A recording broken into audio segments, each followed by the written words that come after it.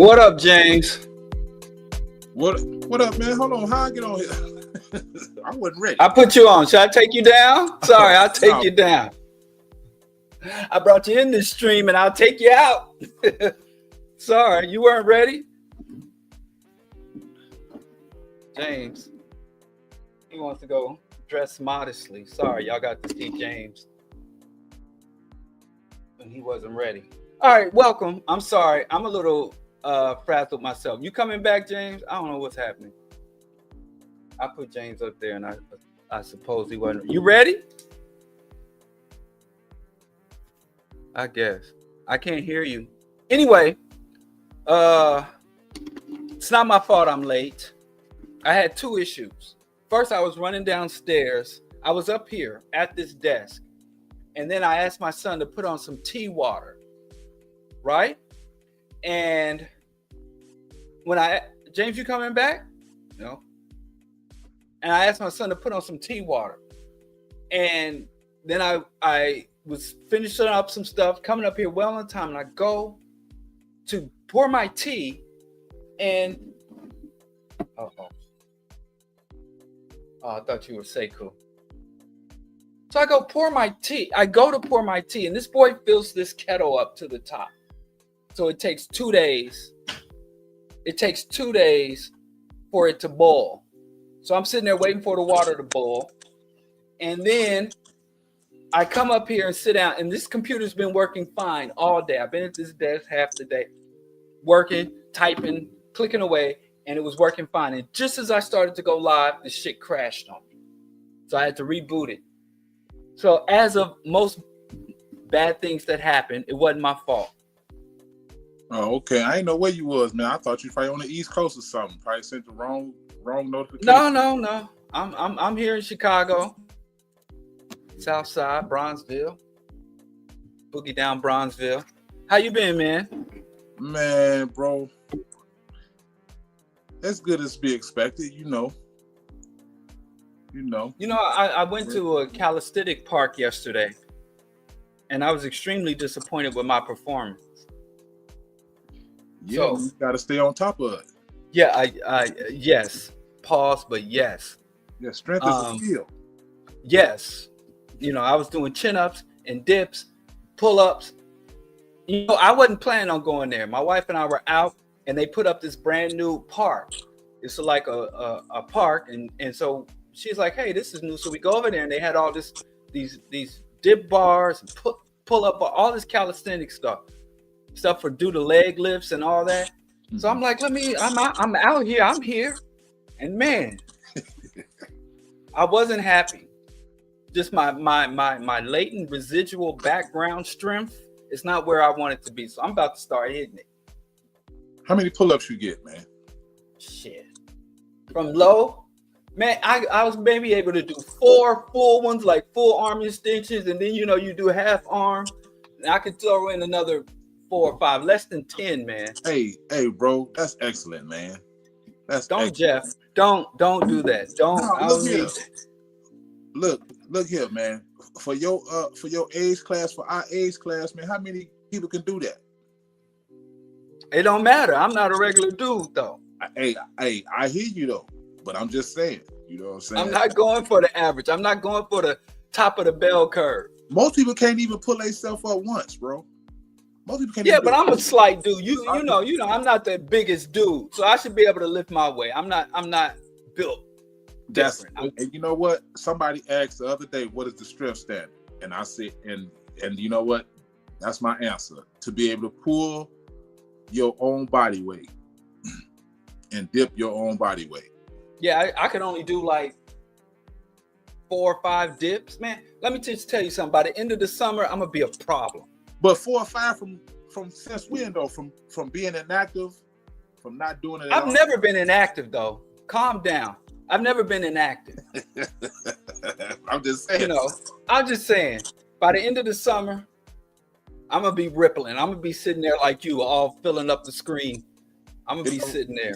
It don't work. Even though it don't even fit my personality or disposition. I wish it worked. I wish it did work that fast. Oh, well. Everybody Okay. walk around here on swole. If it worked in 3 I'm months. about to be. Okay, we'll see. By the end of the summer, I'm gonna be filling up this much more space. I'm gonna be sitting up on the camera like you. Watch. Okay. Hey, look, They man. got. I got. Huh?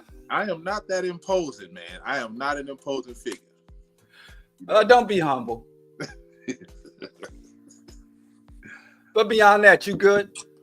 Man, you know what, Diallo? I ain't gonna lie, man. I've been thinking about death lately, because this year I've lost 2 of my closest.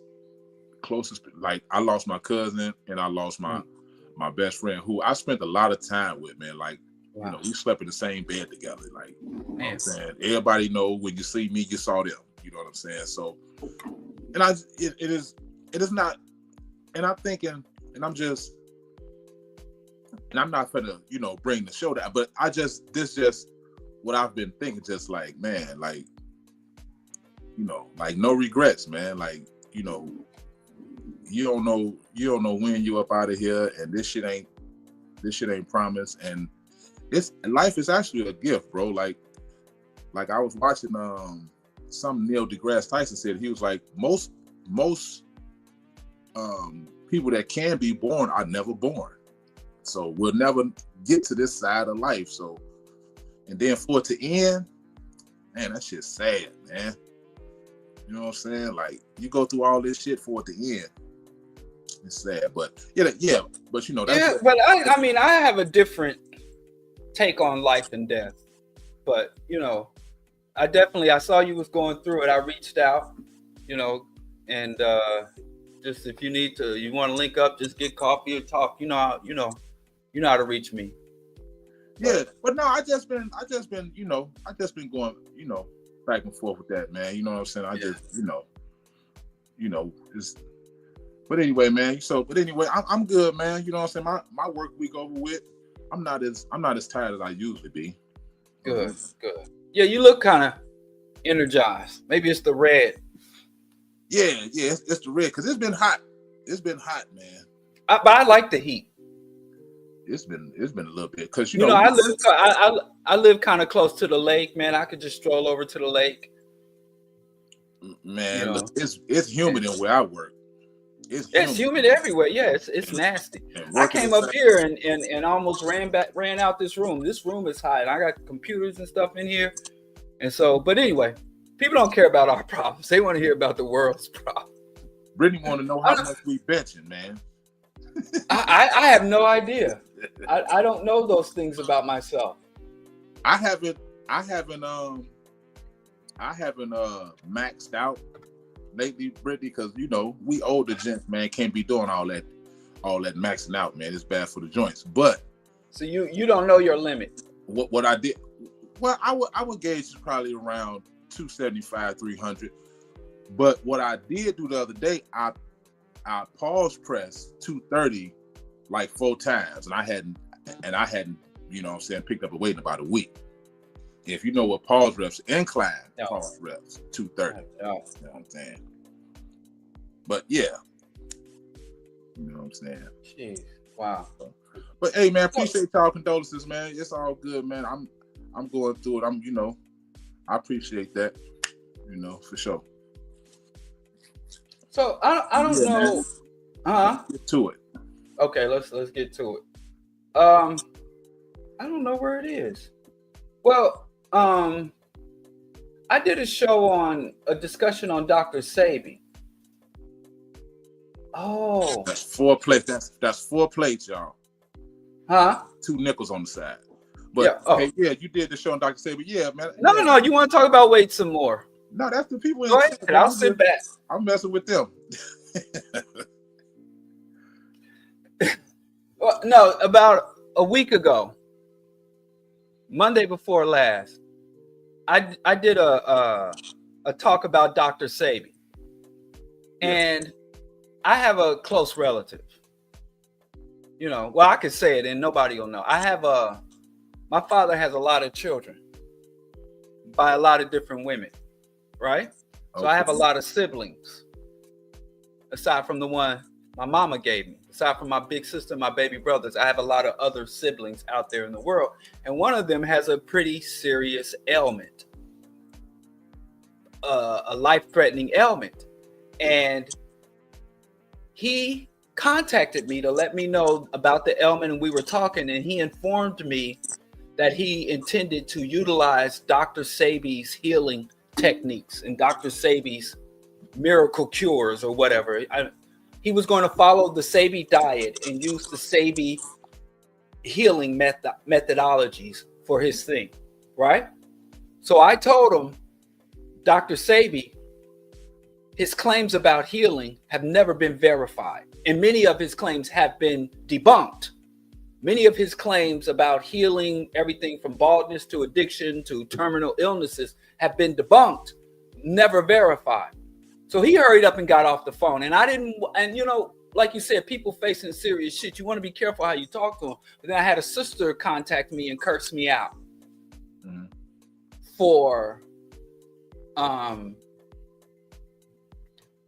attacking Sebi. She didn't even, she just attacked me for Sebi, and she was telling me Sebi this, and people get surprised because I've been a vegan for so long that I don't embrace Sebi and his scam. And then I was thinking, you know, so I did a whole show talking about Dr. Sebi, what his claims were, and how the claims are basically false. His claims about hybrid food, and his claims about mucus and the origins of disease, and his claims about the curative methods because Dr. Sebi says basically he's a plumber. And if you have a disease, it's because you have some level of congestion or blockage. And his job, all he does to heal people is remove whatever blockages they have, because those blockages are caused by hybridized and unfit foods. So I'm like, that's all false as fuck. And I remember Shayun was saying to me, because I'm talking about basically saying he's a con man. And we were talking about how Shayun was talking about how Nigerian scammers and Nigerian con men became synonymous with cons.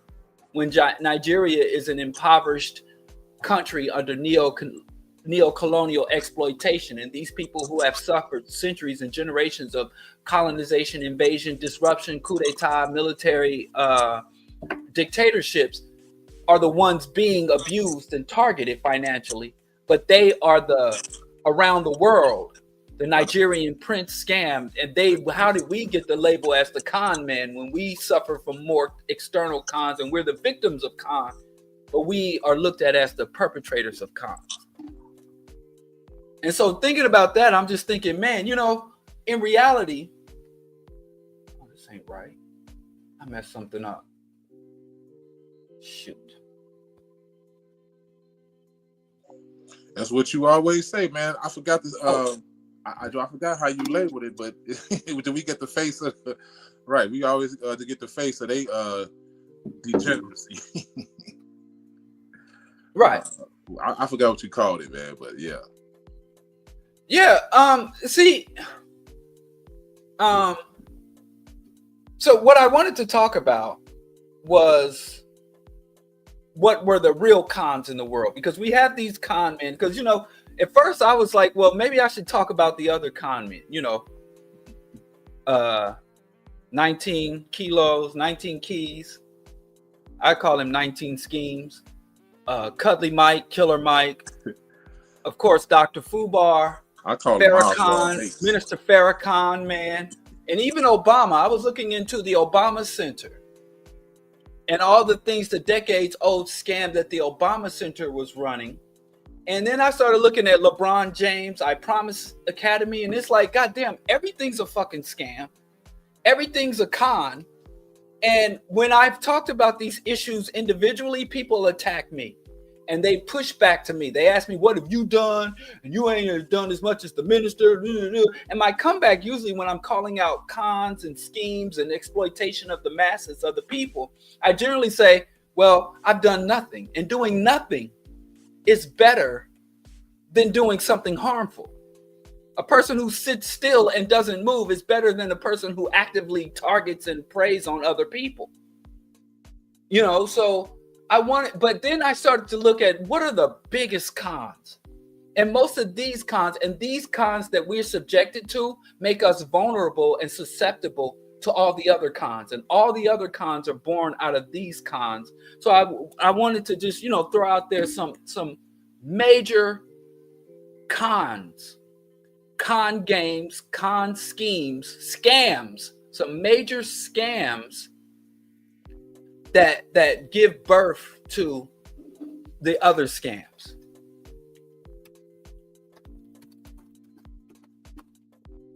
So if you'll humor me. Well, the first thing that comes to my mind is that cat.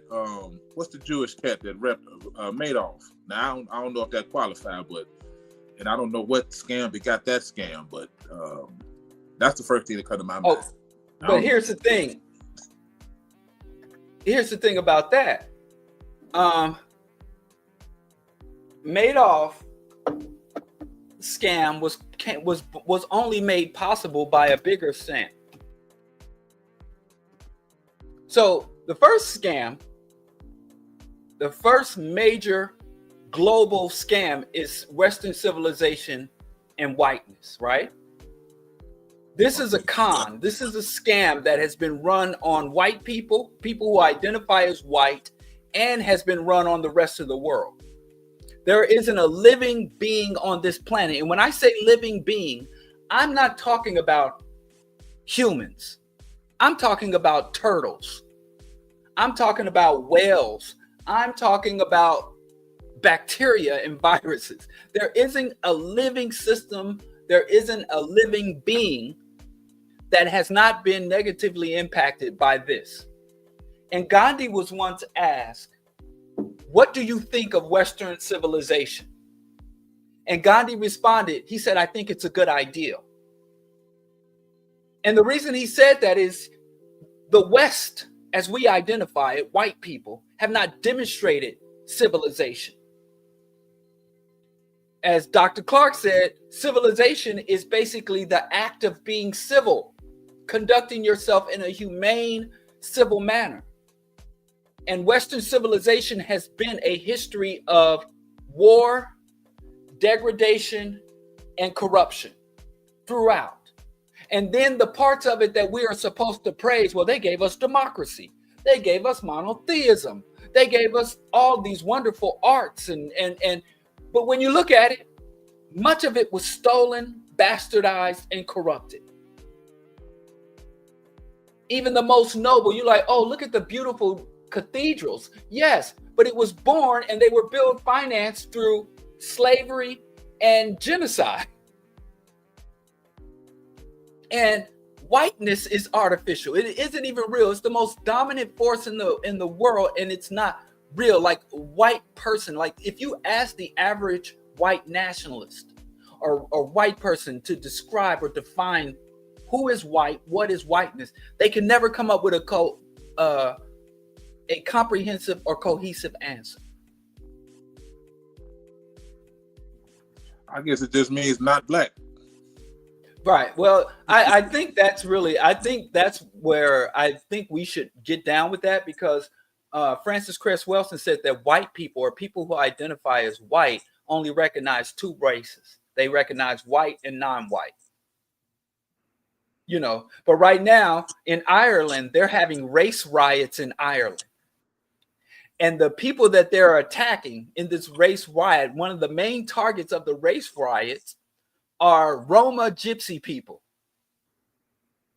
So when you go to Europe, we'll look at people with pale skin and straight hair and Western features, and other white people like, you're not white. The Jews aren't white. The Slavs aren't white. The Roma gypsies, they're not white. Wait, the Irish ain't learned their lesson, man? The Irish just became white last week. The Irish weren't white for the longest time.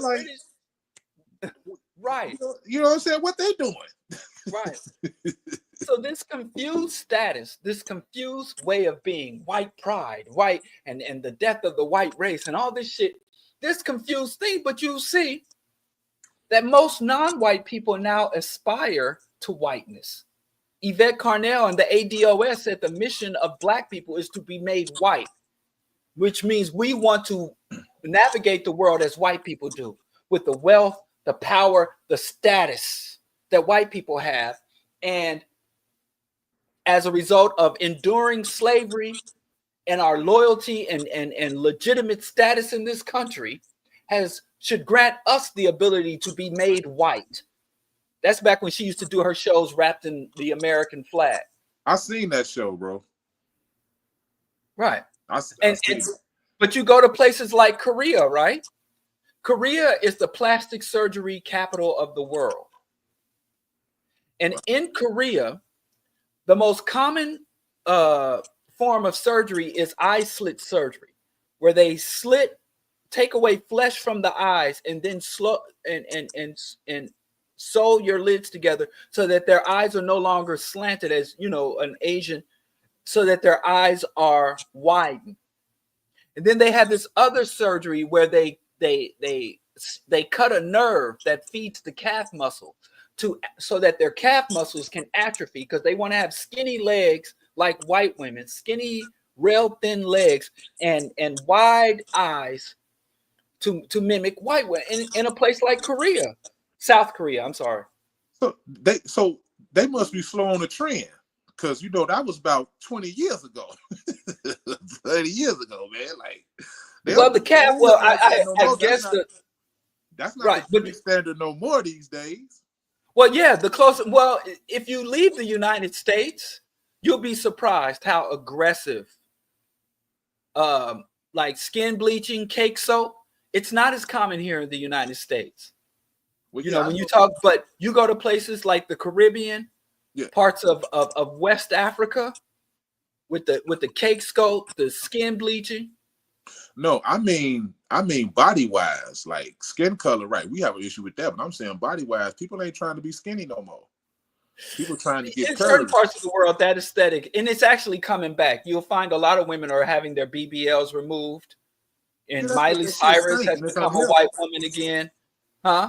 I said, yeah, that's because I'm hearing they stink and it's unhealthy.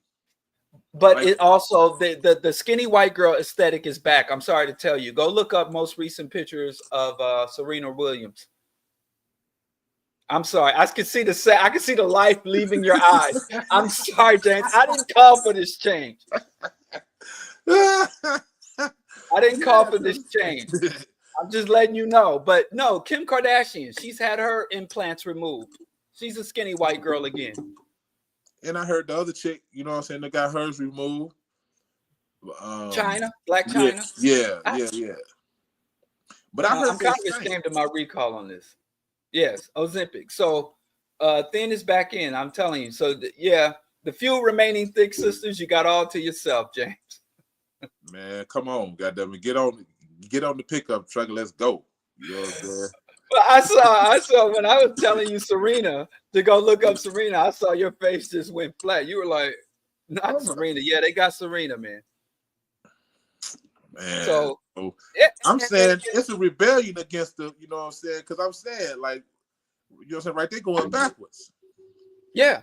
So, but I'm saying this phenomenon is all over the world, even places that Europeans have not directly colonized. You know, if you look up pictures of beaches in Japan and you see people wearing full body swimsuits covering because they don't want to be exposed to the sun, because the paler your skin is, the more attractive you are. You know, you can look at the Miss Africa pageant and some of the winners of the Miss African pageant have been Afrikaners or other white looking offspring of colonizers. So this concept of whiteness and the various genetic mutations that will allow you to identify or be defined as white are have been the standard for so long that we don't even recognize when non-white people alter their physical appearance, the way they talk, the way they walk, the way they dress, alter themselves to be more white or make themselves more palatable to whiteness. We don't even recognize it anymore because we just see it as being articulate. You see them of people could say, I talk white. because we don't know the difference. And because I'm so articulate and intelligent, people say I talk white. Because I dress modestly, they say I dress white. And no, that ain't it. Well, you acting white. Right. And even the concept of Western civilizations, many of the civilizations like Rome and even the Greeks, the vast majority of their civilization was not even what you could identify as white. A lot of the characteristics and things coming out of it, like if you take a formal arts class and you look at Greek art and African and Asian art, you could see that the Greeks were mimics. They were mimicking other art forms. And Europeans, to push this whole concept, the myth of whiteness and the myth of Western civilization. Many things that we call Western come out of Asia, come out of Africa, come out of cultures that were in the European and just the very European, the very reality of the continent of Europe. There is no such place as the continent of Europe. Europe is not a continent. Europe is on the Asian continent, and they just redefine. They have the fixed definition of continent. So whiteness is the biggest scam.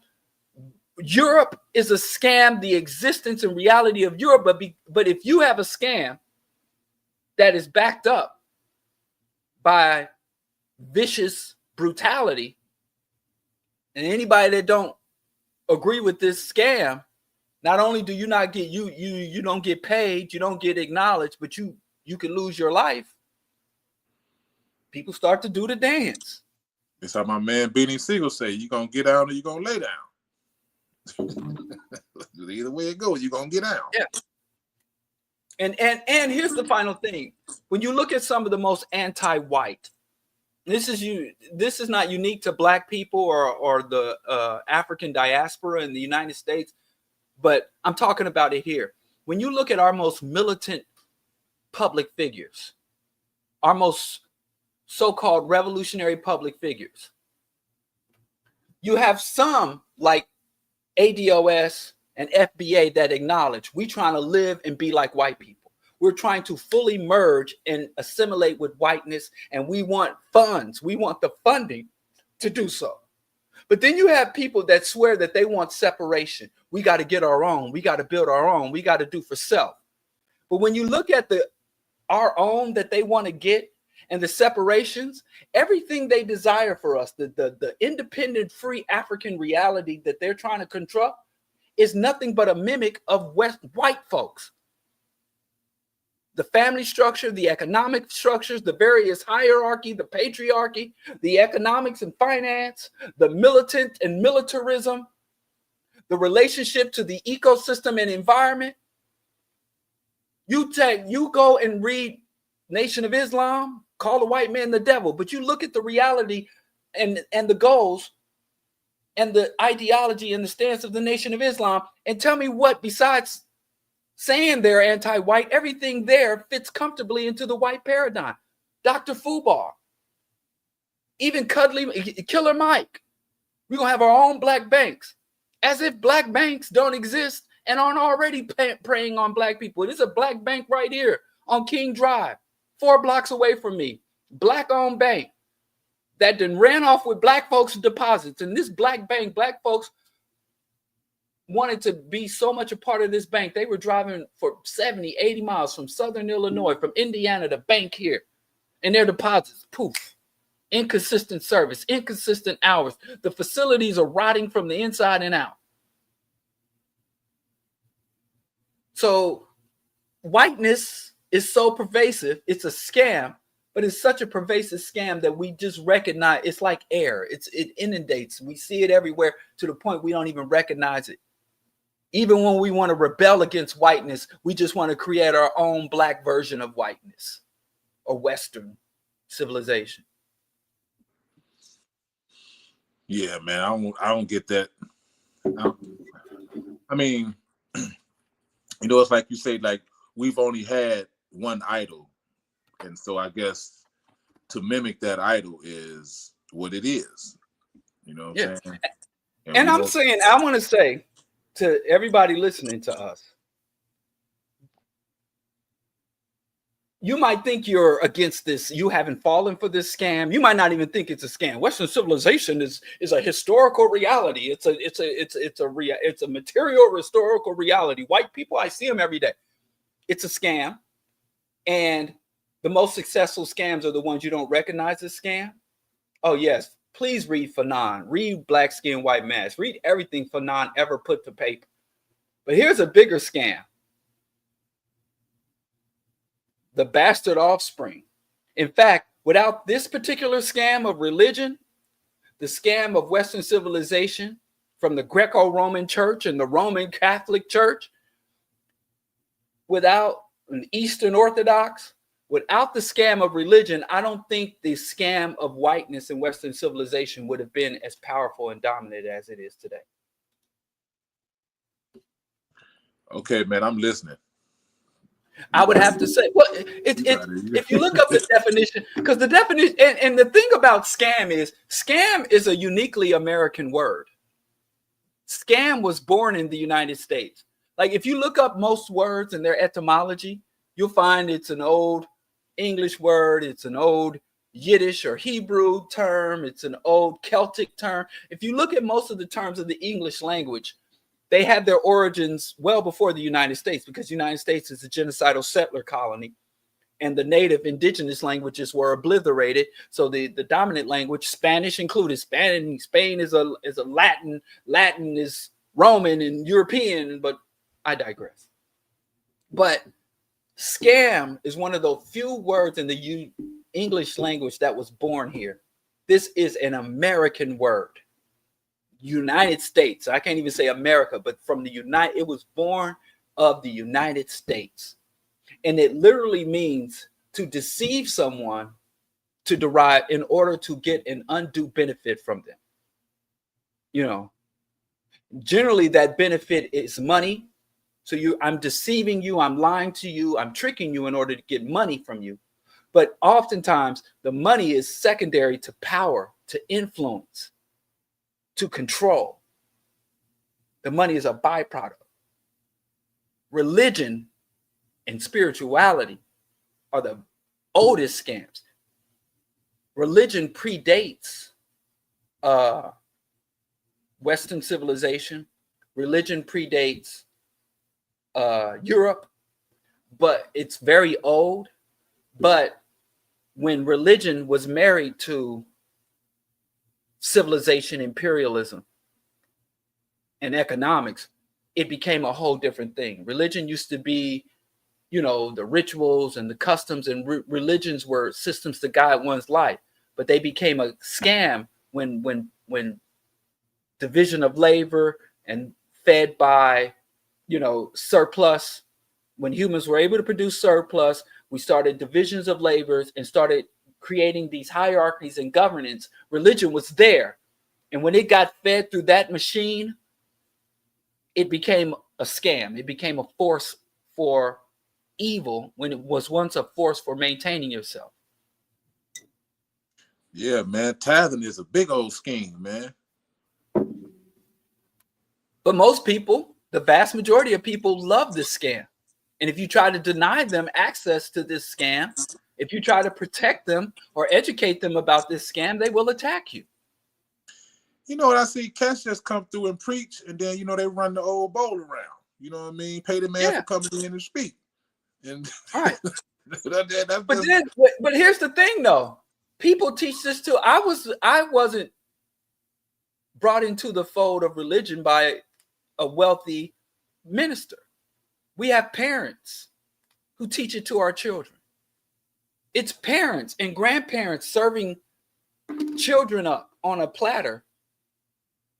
So it's even worse. I mean, if the first person to ever tell me that Jesus Christ died for my sin, or if the first person to ever tell me that that Muhammad was the prophet of Allah, it wasn't some scamming imam or some scamming minister. It was my father, my grandmother, my mother, people who gave to me, who didn't take from me. People we trust. Right. People I trust, people I love, and people who I depended on. So it didn't even start off. Most of us, when we're introduced to religion, it's not as a byproduct of a scam, because the people who teach us about religions are victims themselves, and they're infecting their offspring with the same sickness. In their mind, as they infect their offspring with this sickness, they think that they're giving them something that will help guide them through life, make them moral and upstanding and just, and give them eternal afterlife should they perish. If most of us were introduced to God and religion, or even spirituality, as competent adults, most of us would be atheists. Many of us are introduced to God. We're christened. We born atheists. Right. Everybody's born an atheist. And it's a lie. It has drained the wealth of individuals. It has drained the wealth of nations. It has led to centuries of abuse, exploitation, death, mutilation, conflicts, war, and religion takes everything from humanity and gives them nothing. And what's even worse than taking from someone is taking credit from when people get things from other places. Who was it that was in the hospital? Oh, Albie Shore. You know who Albie Shore is? Albie Shore was in a coma. Albie Shore was very sick and almost lost his life, right? And people were posting pictures of Albie Shore in the hospital. And he had all sorts of tubes and gauges and round-the-clock health care. Nurses, doctors, technicians, respiratory therapists that got this man back on his feet. And his first social media post, after these people who had trained and sacrificed their life and their time to get this man back on his feet, and the first thing he posted was, "Thank God. God got me here." And everybody was like, praise God, all in the comments. I mean, can you think of a bigger scam? That everybody loves and embrace this scam. People love scams. Yeah, that makes no sense. But I get it though. But because we're pressured to do that, like you say, it's peer pressure. Like even when we're kids, like you're forced to believe, because if 9 of your friends go to church, you're gonna believe because they tell you to believe, along with your parents and your loved ones.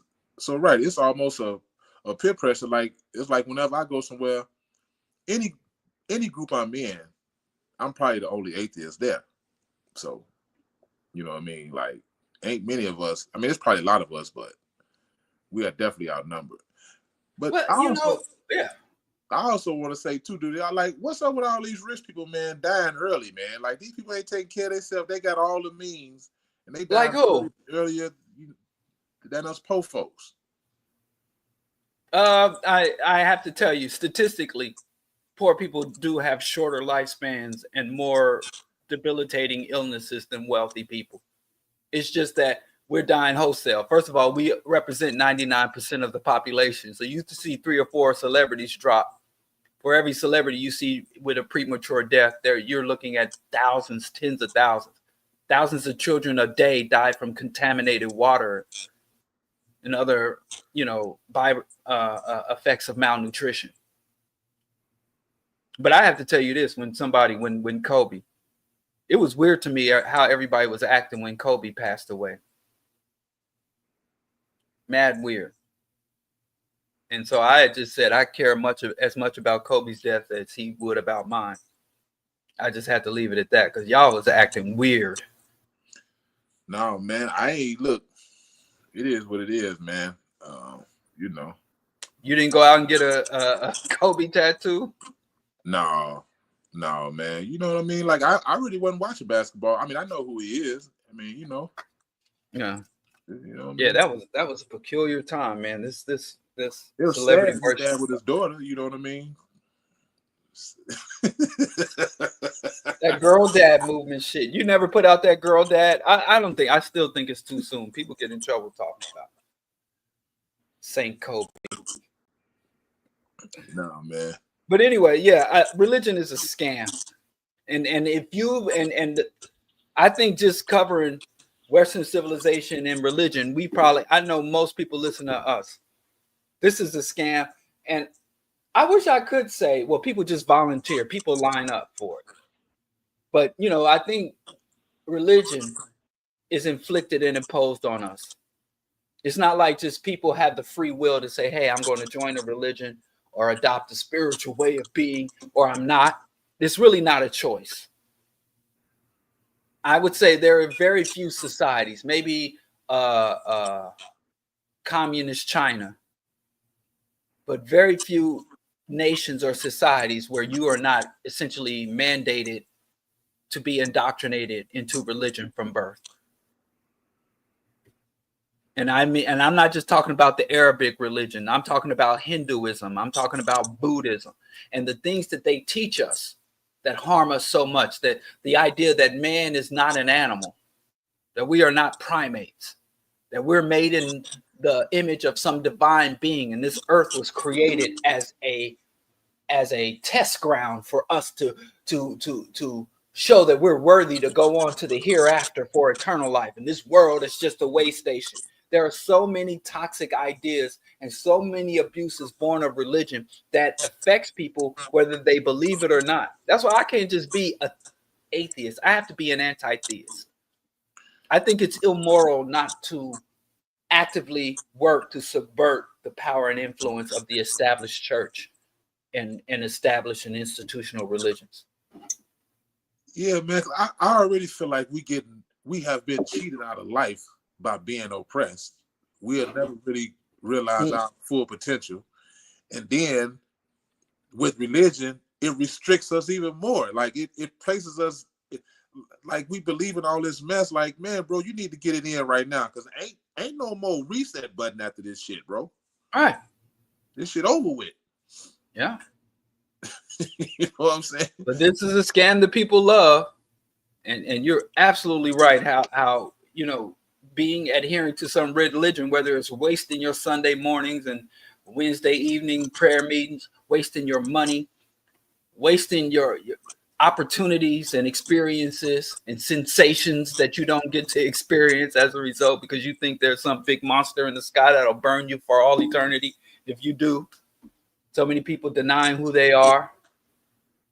People getting married when they want to stay single, people staying single and celibate when they want to get married and go to town on somebody. There's so many people not able to fully cultivate themselves. I mean, just if we look at the history of scientific development, of human underdeveloped, bro.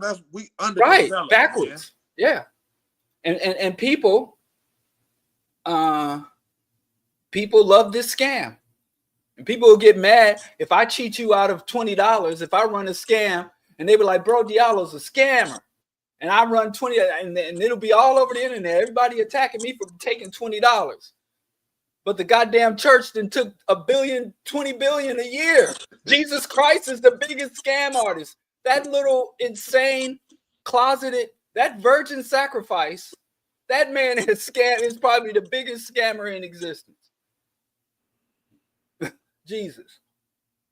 Well, I can say he's scamming folks that don't even believe in him, like the Muslim, huh? I think I may have tithed once or twice in my life, man. I ain't gave Jesus no money. I used to give, man, listen, when I was a poor little kid, I used to give, my grandmother would give me $5 bill, and it'd be Sunday morning.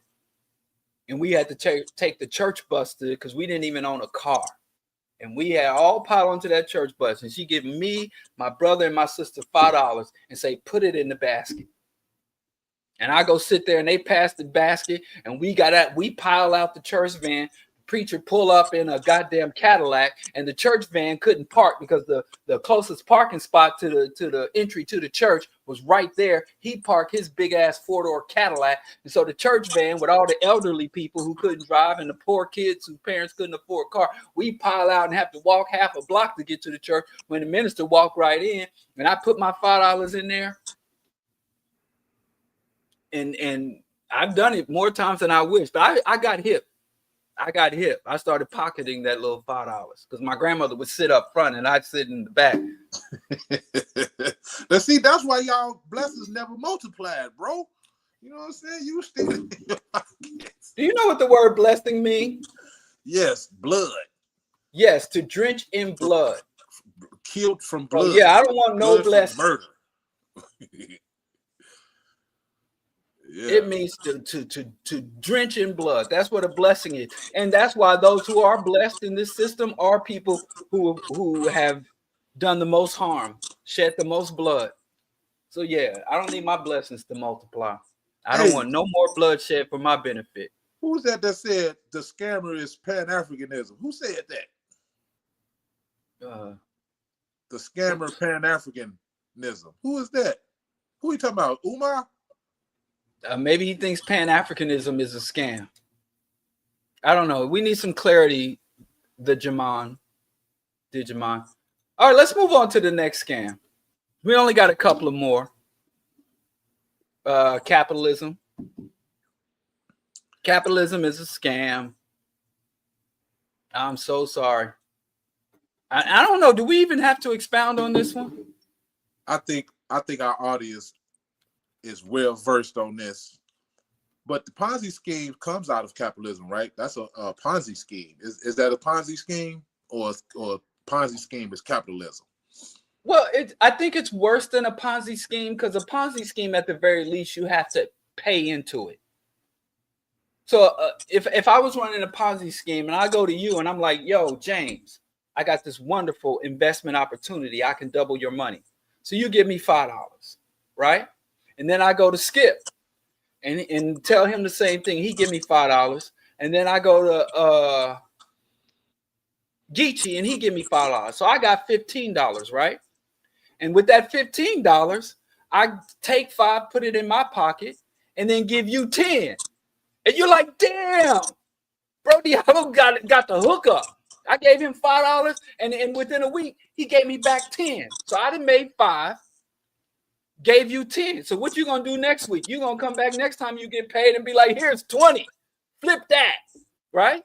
So I take your 20 and give Geechee 10 and give Skip 10. Now I didn't just double their money, right? And so Skip come back and like, yo, here's another 20. Here's another 20. So I get that 20 from them and I give you 25. I keep another 5.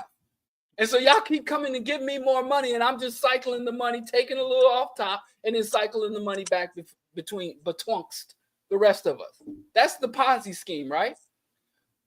But the thing about capitalism is there's no opting out, right? Because you could tell me, yo, Diallo, I gave you the 10. Oh, I don't want to invest. I know you got the hookup and I hear, but I don't want no parts of that shit. Go on, Diallo. You know, I don't want no parts of it. Capitalism don't give you the option of opting out. So it ain't just coming to me trying to convince you that, hey, give me 5, I could double it in a week, and I'll give you 10 next week.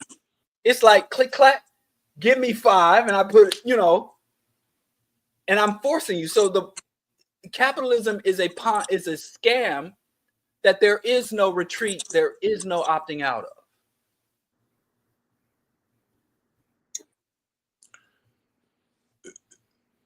Yeah, other than because the system is what it is. Right. But everything we know about capitalism, competition, free enterprise, wealth building, every single good quality of capitalism, no matter to a T. The individualism, hard work is rewarded. It drives innovation. It gives diversity of options in terms of consuming and tech. All of it's a fucking lie to a T. All of it. Every component of capitalism is false. So it's a scam that through violent coercion we're all forced to participate in as an individual. You either play this game or you can starve, or we'll put you in a jail cell, or as a nation. If you don't play this game, we'll call you a state sponsor of terrorism and overthrow your government. Nobody gets to opt out. But when you do opt in and you start to play the game, if you start to keep pace, they change the tempo. If you start to make money, that's what this whole tariff war is. United States back at the fall of the Soviet Union in the early 90s saying, hey, we have a project for a new American century. This is capitalism has defeated communism, and everybody's going to align with this export-based private investment, free movement of capital. And they forced the whole world to participate in this economic system that they set up. And then when other nations started surpassing the United States at the game they forced, now they're like, oh, flip the board over. Trump and his controllers, because Trump is just a mascot. He's a complete imbecile. Trump is a moron. Nothing he does, aside from sexual predation, is of his own volition. Yeah, he's the face of America. Exactly. So his economic platform, his immigration platform, his military agenda, all of that is just being done by his puppet masters. You know, as he sits with a spray tan and a diaper. But I digress. So they want to flip the board.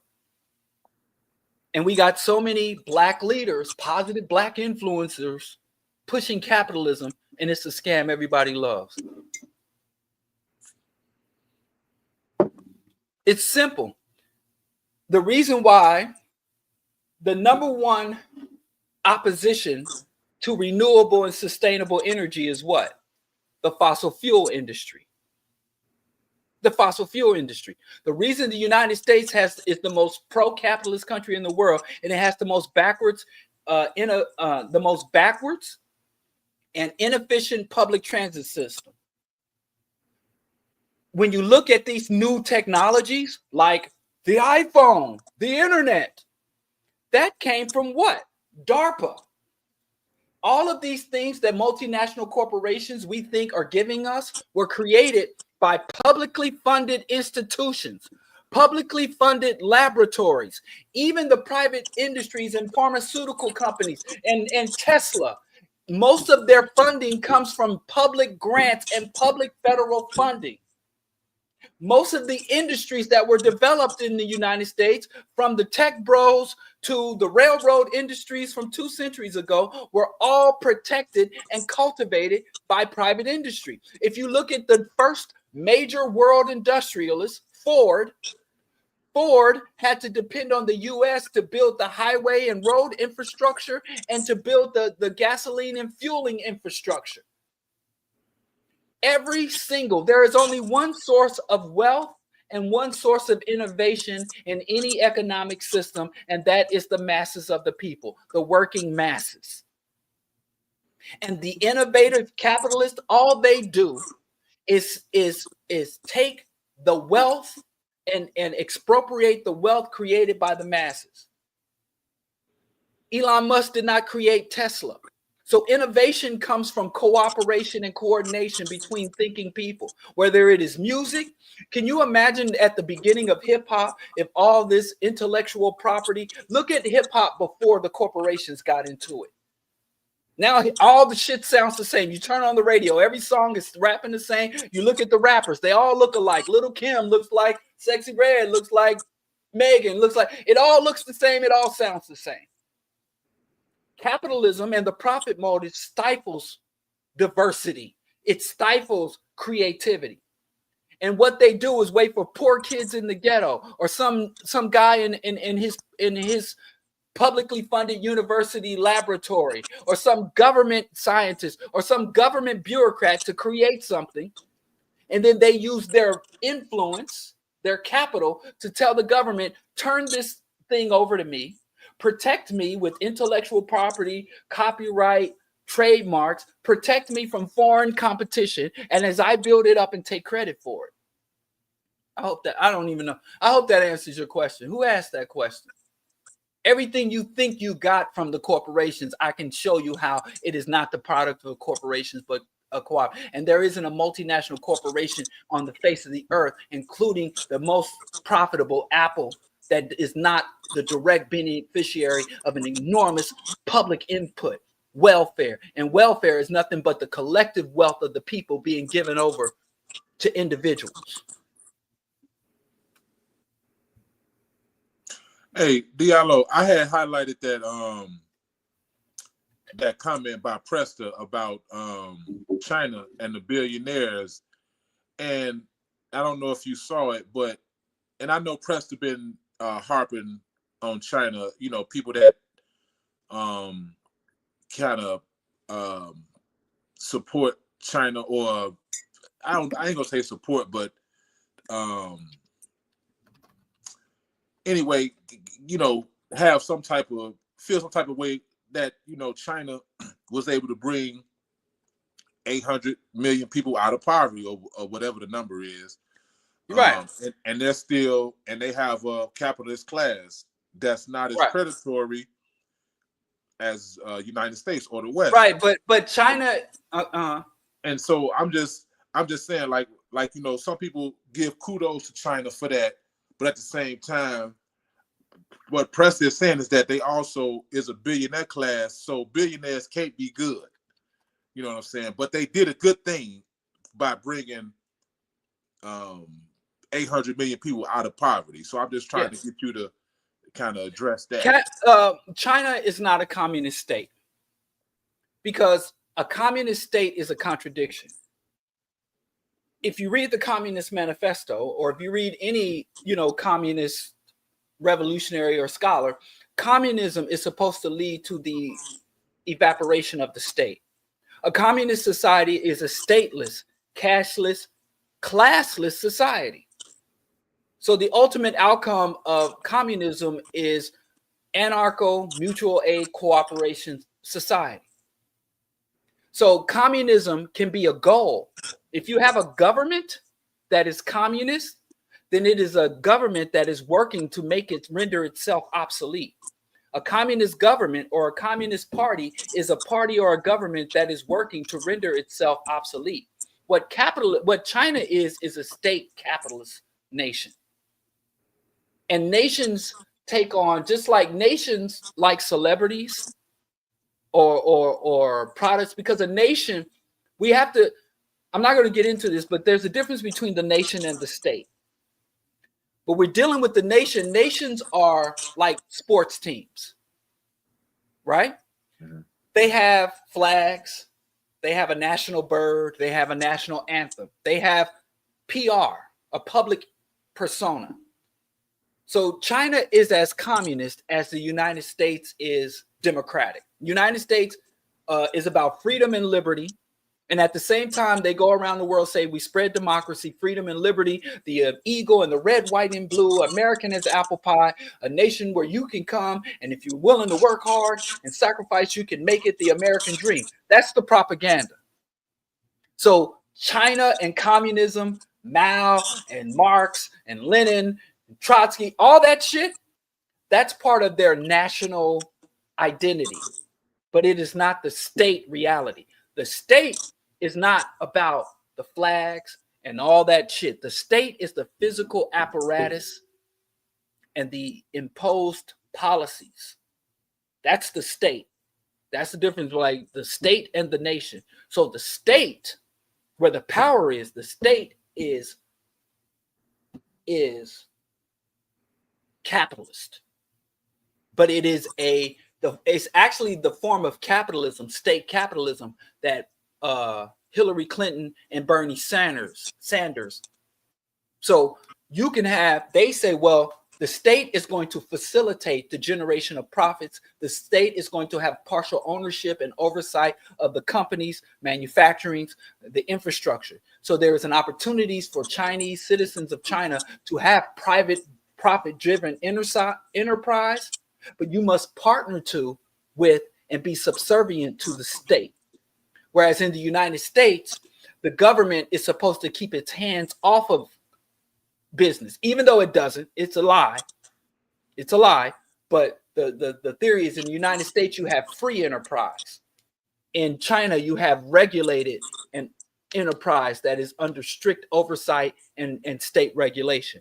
Okay, so there's the difference. There's where the dynamic is right. And this different. Contradiction in China is causing a lot of conflict. So China had it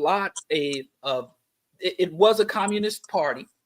they had a communist revolution, and then the communist revolution started making compromises, and there was a level of compromise and corruption that brought it to state capitalism, and the liberation of the people was subordinated to the power of the state.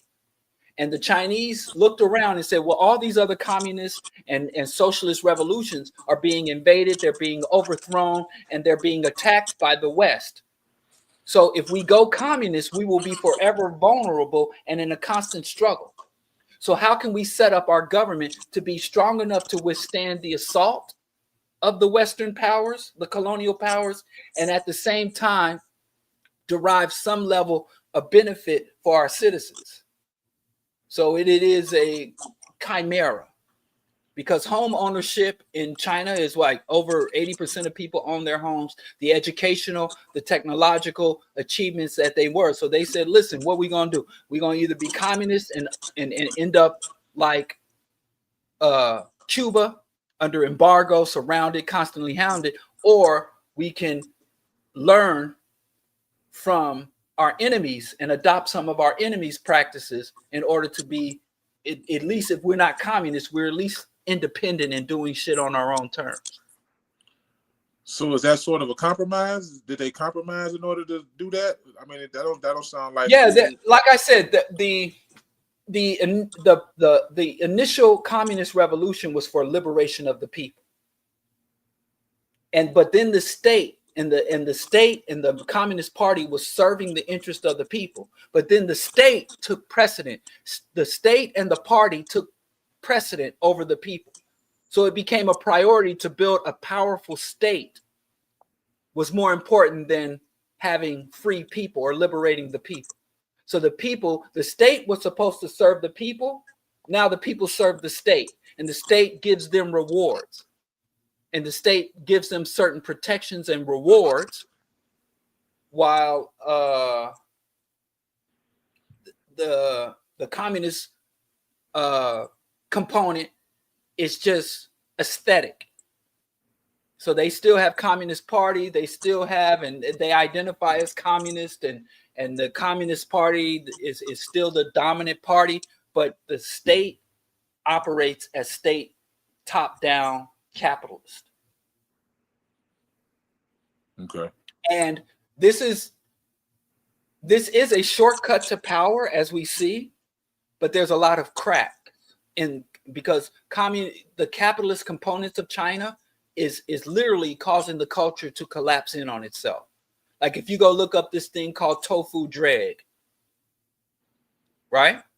And you look at tofu dreg, and China started off being extremely anti-imperialist, but now when you see some of its international relationships and some of the contracts and agreements and extraction contracts that it has in Africa, Latin America, you start to see that you can't do non-imperialistic capitalism. You can't do non-exploitative capitalism.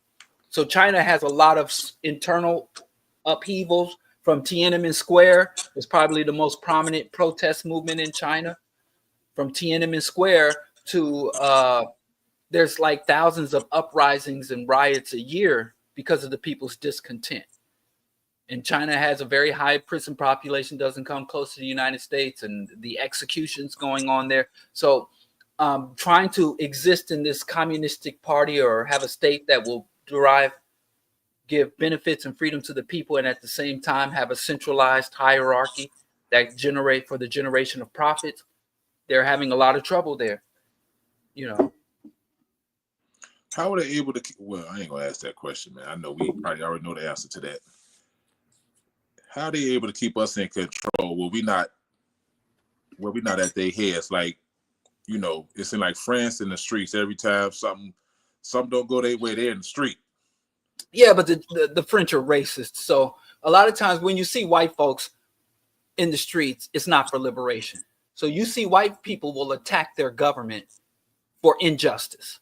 Like when black people are in the streets, we're fighting for housing, we're fighting for jobs or just payment for the jobs we have. We're fighting for opportunity. We're fighting against police brutality and discrimination. When white people go to the streets, they riot because there are too many foreigners in their country. White people will attack their nation for not being imperialist and for not being. So a lot of times, unless you see the French, like the French have a very powerful fascist right-wing conservative party, and Marie Le Pen is probably the head after her father.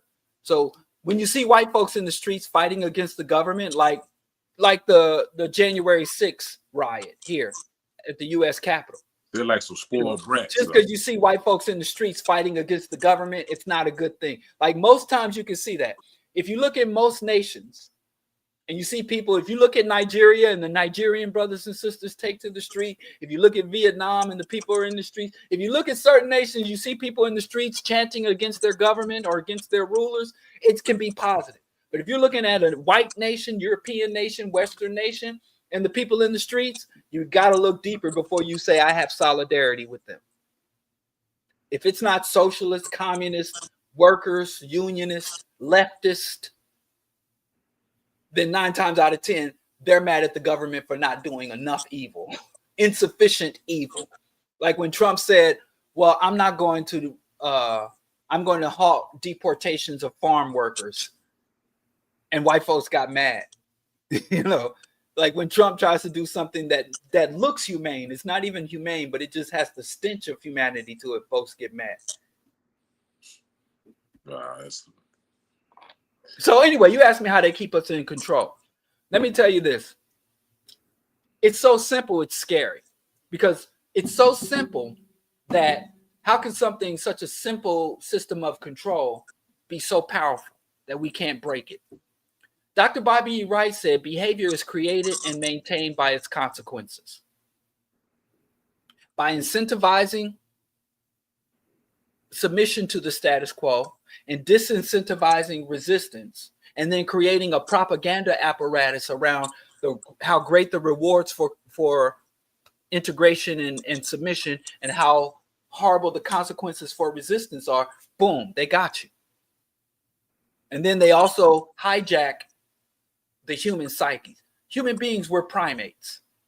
And we have a lot of characteristics of social primates and identities of belonging and issues. Every election since I was born, since the 70s, I have to watch the white majority, whether they voting for Reagan, Bush 1, Bush 2, Trump.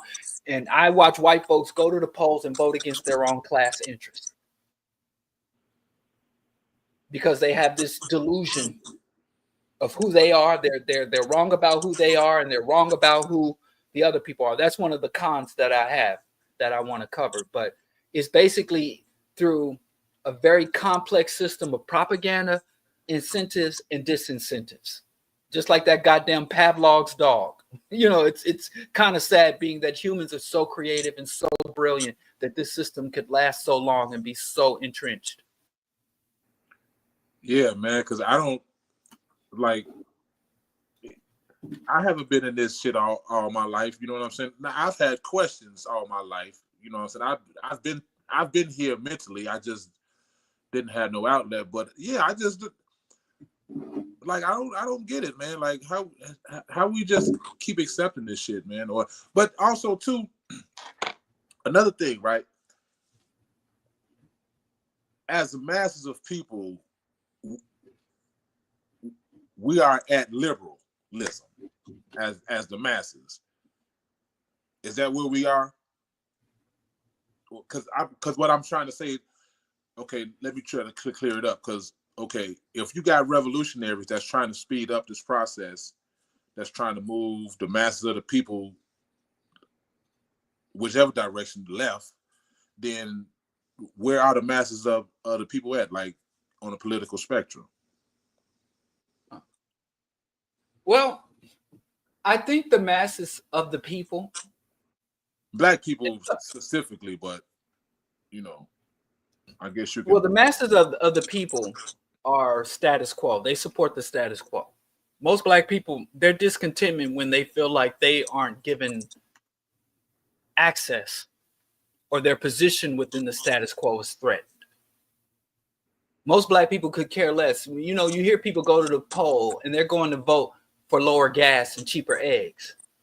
They could care less about genocide, whether it's in Palestine, Congo, or the Native American genocide that's going on right here and now. It blows my mind that the United States, that there are people protesting genocide in Gaza, which is, I'm not saying is inappropriate, but like I said, I've been to some Gaza, Congo protest, right?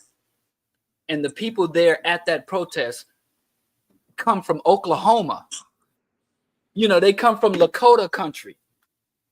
You know, they come from countries where Cherokee and Iroquois people, where literally Native Americans are living on concentration camps we call reservations right now.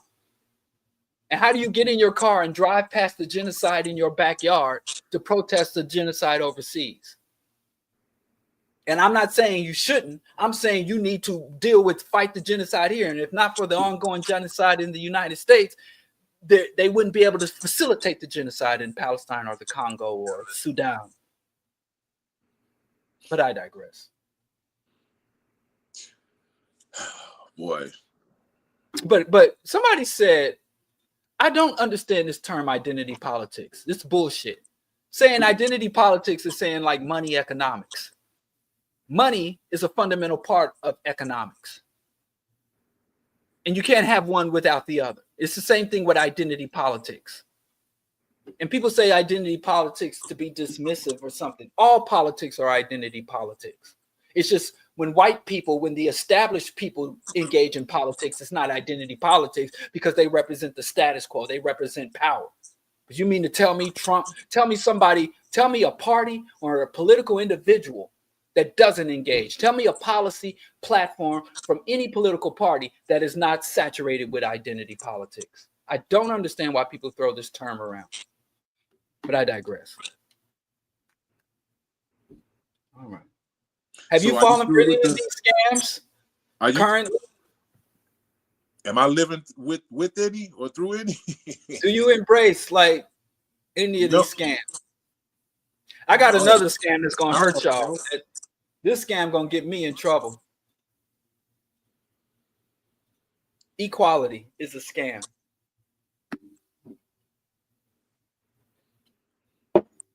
And yes, gender equality, racial equality, all that, the very concept of equality is a scam.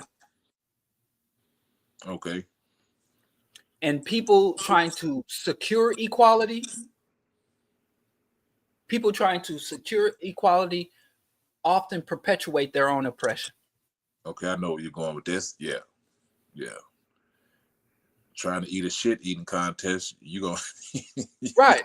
But here's the reality. Women suffer from sexism and misogyny in a patriarchal system. And the feminists say they want to be equal to men. Right? Mm-hmm. But men are in a very pitiful and dysfunctional state. And I always say, when you seek securing equality with your oppressor makes you equal to your oppressor. Right. So I look at Trump and I'll be like, I want to be just like that. So the reality is, in this fallacy of equality, meaning that people who are perceived as different are targeted.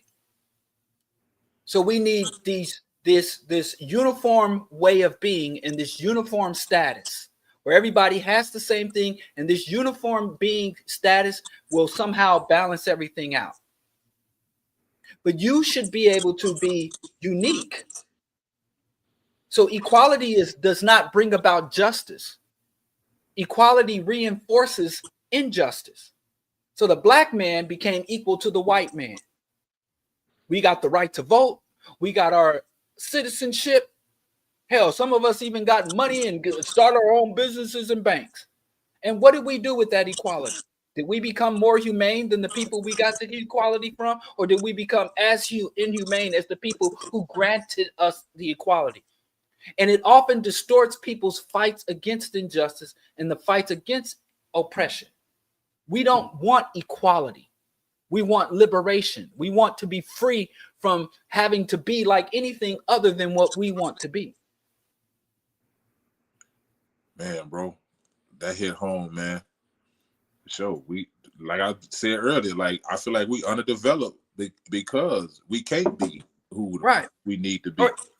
And even when people say, well, we just want equal rights, we want equal representation under the law, there are vulnerable people who need additional protection. Some people need less protection. There are various forms of ability, of vulnerability, of lacking and needs. They are so diverse. So just the concept of where the highest aspiration of justice is everybody's equal. When, from a biological perspective, strength is rooted in difference. Strength is rooted in you being able to adapt in an extremely diverse and changing environment. So we don't fight for equality, we fight for liberation.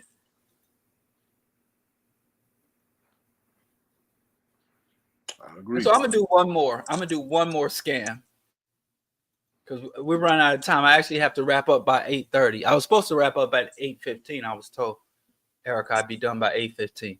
Right-wing conservatism, traditionalism.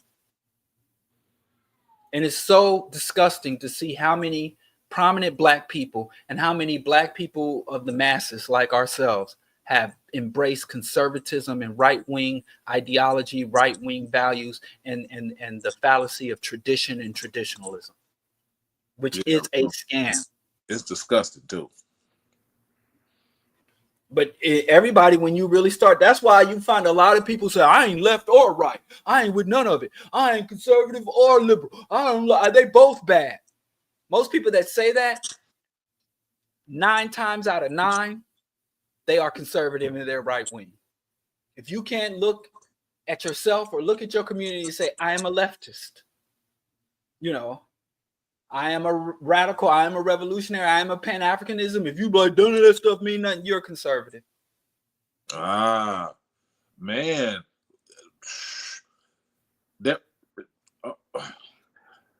Okay. And I know everybody in here at one time or another has embraced one or more of these scams.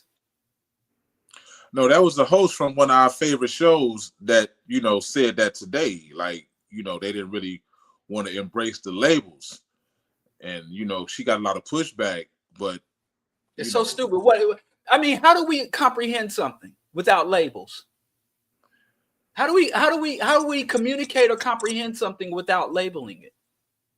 I don't know, but people. If I come to you and be like, "Yo, man, I just saw something so amazing," and you be like, "What was it?" Well, I don't like labels. I don't want to label it. I guess you could just do the work and then just let the chips fall. What work? What work? Whatever work. Okay, if you that's where we go back to the other scams. What's the work? Do we need more Black businesses and Black banks and more Black billionaires? You know what's better than one Black billionaire? 2. That work? Do the Diddy work? Do the Obama work? Obama was a busy man. What work? You have to define specifically what is the work. Well, some of these people be like, the work is loving yourself. That's revolution, is loving yourself. Love you a Black man. Love a Black woman. That's the work. That's the revolution. So you still need those labels. You still need to define and clarify and explain. I don't want no labels. I'm just here to do the work. Watch out for that person. Watch out for that person. A lot of them people are like, well, I want to be able to switch up. If I don't ever profess, if I don't ever claim a set, then I could switch up.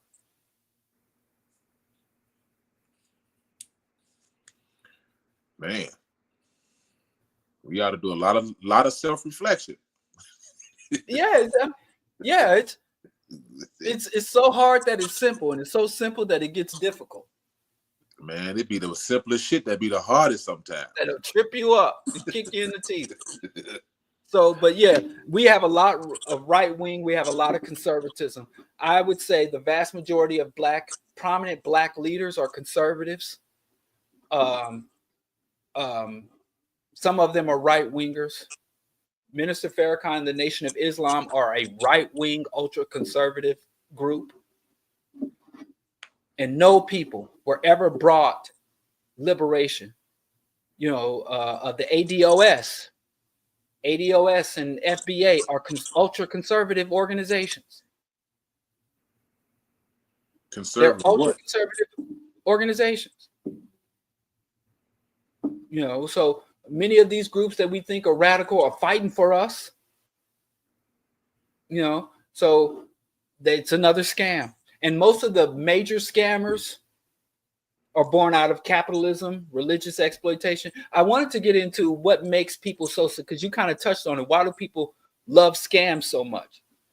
And it has a lot to do with human psyche and human evolution that has been hijacked.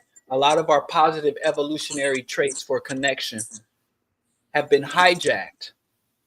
And it's down to a science. It's a very sophisticated science, from organizing and sustaining a cult to organizing and sustaining a national identity. I'm an American.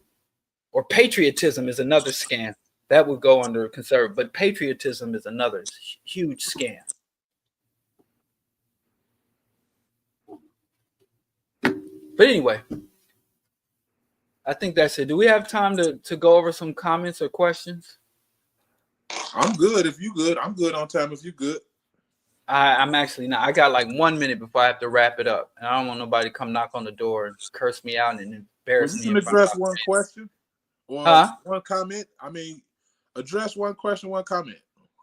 Yeah, no, I don't know what Prester John was saying, but that carnivore diet is highly toxic and it's very bad for you.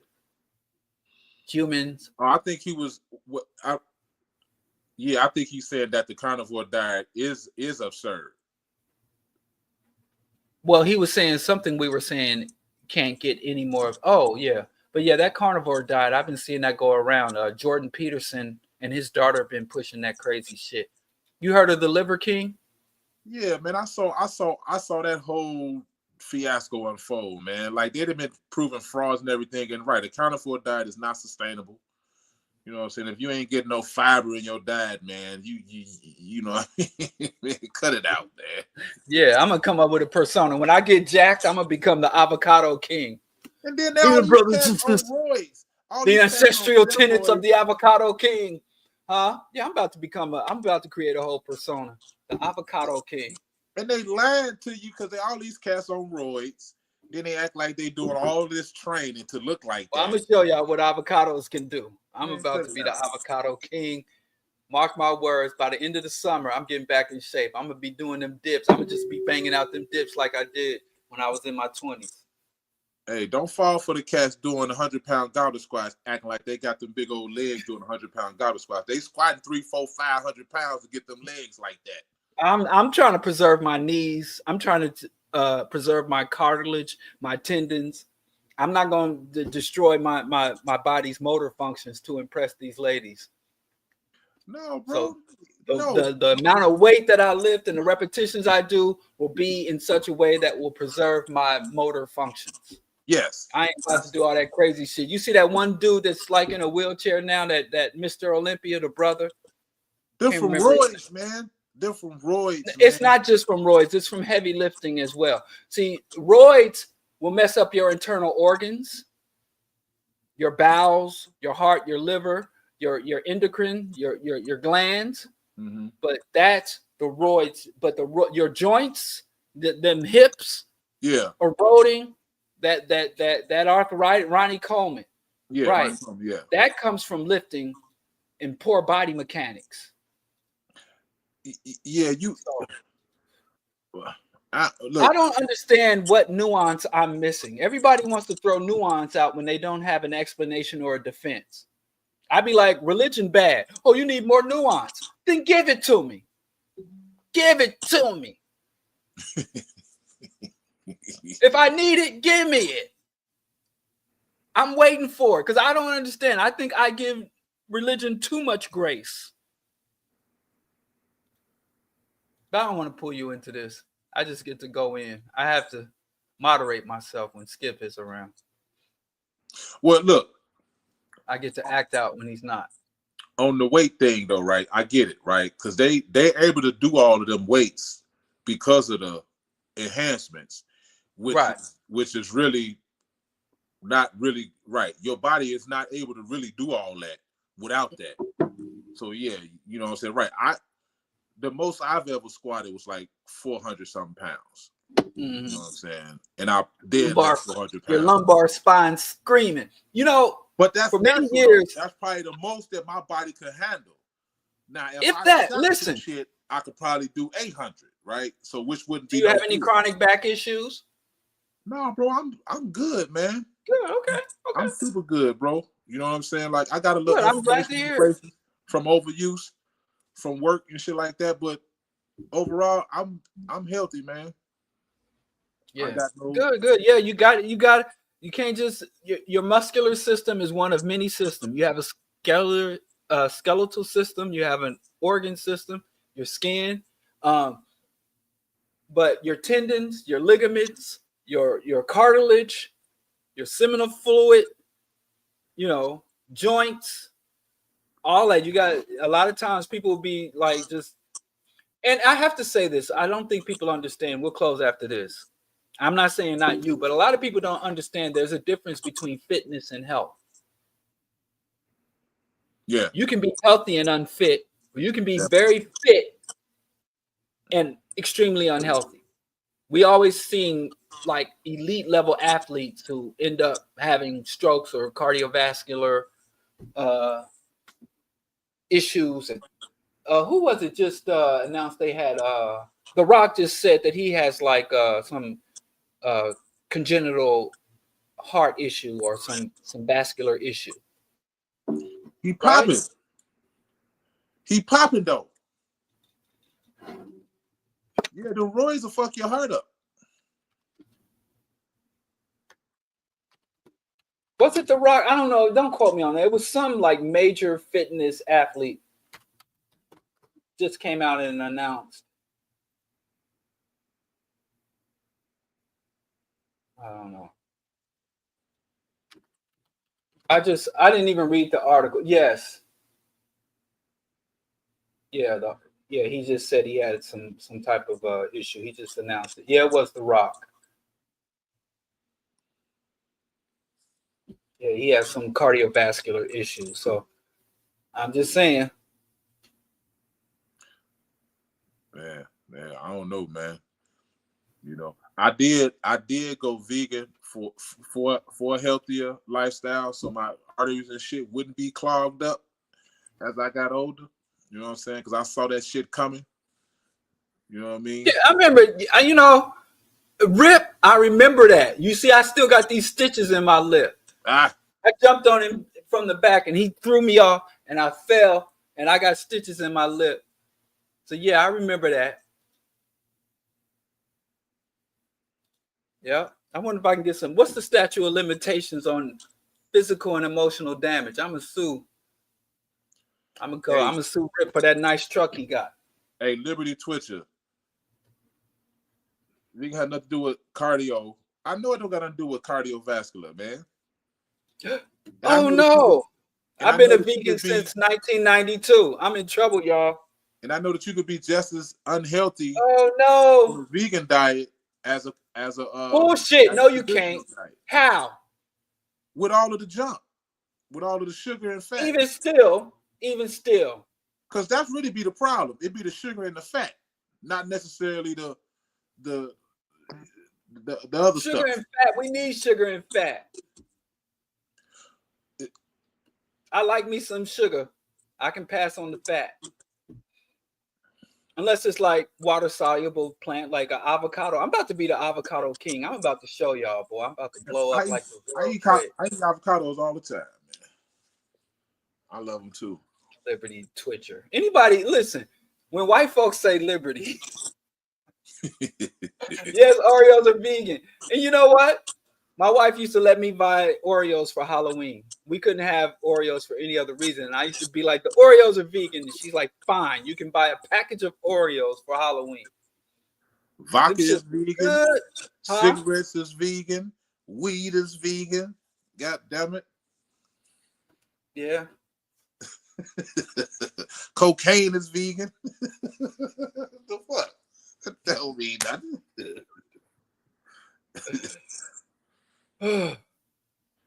avocados taste good, man. What you talking about? Yeah, listen, go to your local West Indian shop and ask for a pear. Get one of them big ass West Indian pears that they be cutting with them machetes. Them shits are buttery, and he must be get some organic, non-GMO avocados. You call avocado pears? No, the West Indians do. Oh. Yeah, I learned that.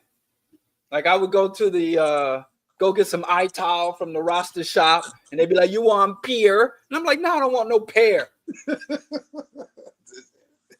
I'm like, "That don't go with that." You know, I'm getting me some veggie chunks and some roti and all that. And he'd be like, "You want pear?" I'm like, "No, I mean I want a pear." But then I look and I'm like, "I want avocado," and he'd be like, "That's the pear." So they call it a pear. So you go, and this shit is delicious. Get you some organic, non-GMO avocados, are very flavorful. I learned something new today, boy. You just saved my life, y'all. I better not go in there asking for a damn avocado. Bust my damn. I mean, they'll correct you. Anyway, bro, I appreciate you, man. For sure. Where's Geechee at? Man, look, man. We just had a Where's Geechee at show last week. Geechee was here last week, wasn't he? Was he? Last week? Yeah, I don't remember. You and Geechee did it. Was that last Friday? You and Geechee? I don't know, man. Every day is a blur, man. I live that rock and roll lifestyle, that vegan. I'm living the vegan lifestyle. It's a wild life. Hey, we know where to catch Geechee at on Wednesdays. You know what I'm saying? Yes. Where? At his on his podcast, Dare to Struggle, Dare to Win. He be there faithfully every Wednesday. Yeah, you just go watch it and come tell me about it. And go vegan. Everybody go vegan. You're supposed to support your man. You ain't support your man. Sorry, you know what I'm saying? Huh? I said you ain't. Yeah, I support Geechee. Man, me and Geechee go way back before all this mess on the internet. Oh, okay. Well, I learned about Geechee through you. Larry, what's his name? His government name. But I ain't gonna hold y'all up, man. All right, bro. I appreciate you, man. You my man, Joe. Until next time. And I put this up on the wrong. I put it up on my thing instead of AWO. But what do? I made a mistake. But I was so flustered. No, we do Wednesdays on the first and third Wednesday. But last Wednesday I was out of town. So first and third Wednesday of every month we do that. But anyway, until next time, y'all. Yes, sir. Peace.